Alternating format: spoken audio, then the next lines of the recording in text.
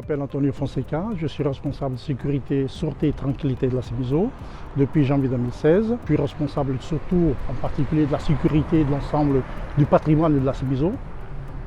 Le but étant, c'est de garantir la tranquillité de nos locataires en particulier.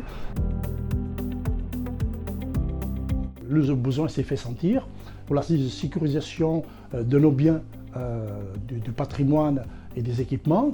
Il a fallu qu'on puisse mettre en place ces clés pour avoir une accessibilité sécurisée pour l'entreprise.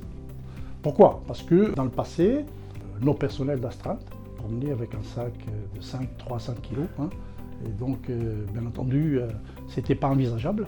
En cas de perte de vol, serait indommageable pour la société, parce qu'il fallait changer toutes les serrures, c'est évident. Nous avons 3 armoires à clés, donc 2 dans le Gergence, la 130 Sud, la Sainte-Rive de Seine. Ces 2 armoires sont de 200 clés, évolutifs à 240 clés, et un armoire qu'on a installé récemment au Cap Saint-Ouen de 40 clés, évolutifs à 80 clés. Ici, on a mis en place donc, les clés dans les sites sensibles, sites en QPV à ZSP, pas tout particulièrement en ce qui concerne non seulement les appartements vacants, d'une part, également tout ce qui concerne les terrasses, parce que nous on a quand même des caméras sur les terrasses, on est obligé de les mettre en place, et également pour les caves, et pour les équipements également. Donc il fallait étudier pour savoir qui doit avoir le droit d'utiliser les clés. Donc nous avons conclu qu'effectivement on a dû limiter l'ouverture des droits. Donc on a choisi que ce soit le responsable secteur, les astreintes et également la régie qui puissent accéder à ces clés. Donc nous avons attribué un badge personnalisé pour accéder à ce dispositif qui permet une ouverture en toute tranquillité, sérénité et sécurité en même temps. Et il permet en même temps, dans la suite, une traçabilité accrue. C'est pour ça, pour ces raisons-là, qu'on a mis en place. Effectivement, on pouvait élargir ces dispositifs à d'autres utilisateurs, mais pour l'instant, pour des mesures de sécurité, on s'est fixé ce cap et ça se passe très bien.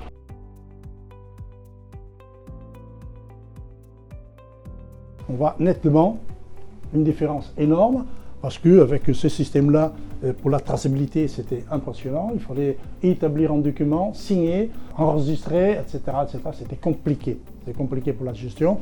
Et aujourd'hui, avec la mise en place de ce système-là, donc on permet d'avoir une traçabilité et automatiquement une sécurité. Avec ce dispositif de armoire à clé écosystème, plus opérationnel, du fait que non seulement l'utilisation elle est facile, elle est sollicite, récupérer les clés, il y a les sollicites, ramener les clés, apporter les clés, que par contre, avec le dispositif que nous avions avant, il fallait se rappeler que le gardien ou un tel ou le prestataire de service, il y avait la clé et récupérer la clé. Donc c'était pas évident. Que là, avec ce dispositif, on constate une amélioration nette, de fait que lorsque la clé ou la tag n'est pas intégré à son dispositif, qui n'est pas rentré dans l'armoire, automatiquement on reçoit une alerte et on avertit notre collaborateur pour lui dire écoutez, il va falloir faire le nécessaire pour que cette clé puisse être intégrée dans l'armoire.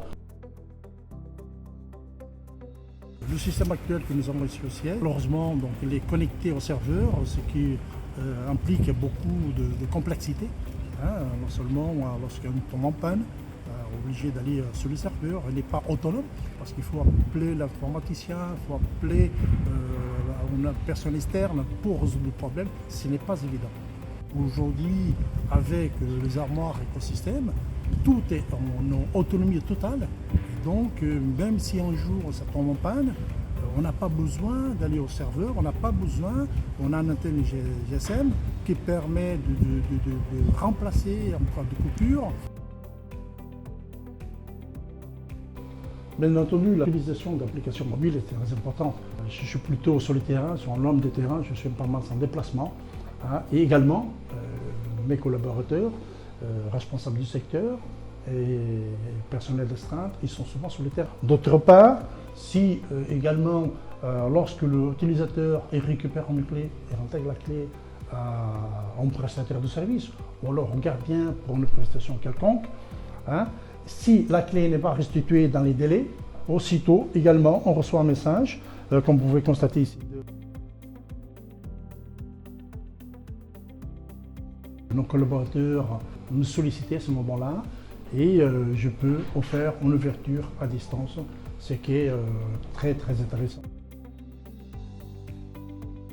Effectivement, il y a une amélioration nette, il n'y a pas égal, c'est magnifique, c'est un très bon dispositif.